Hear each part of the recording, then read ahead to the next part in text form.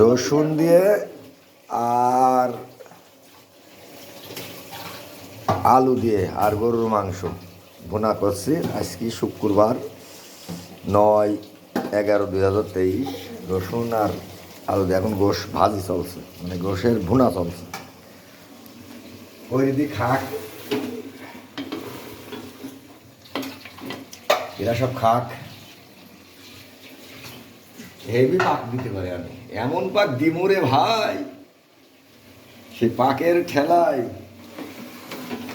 এই যে রসুন, এই যে আলু, এই যে রসুন, এই রসুন দিয়ে আলু দিয়ে পাক চলছে। যে এরম সেন্ট আর সে এরম বাসনা এ হবে না। এ তো সব ভাজা, এগুলো তো সব ভাজি করা, সব ভাজি করে রান্না করা হয়েছে। মশলাগুলো ভাজা হয়েছে, মাংস ভাজা হয়েছে, রসুন ভাজা হয়েছে, আলু ভাজা হয়েছে। মানে লাস্টে তো কি থাকে।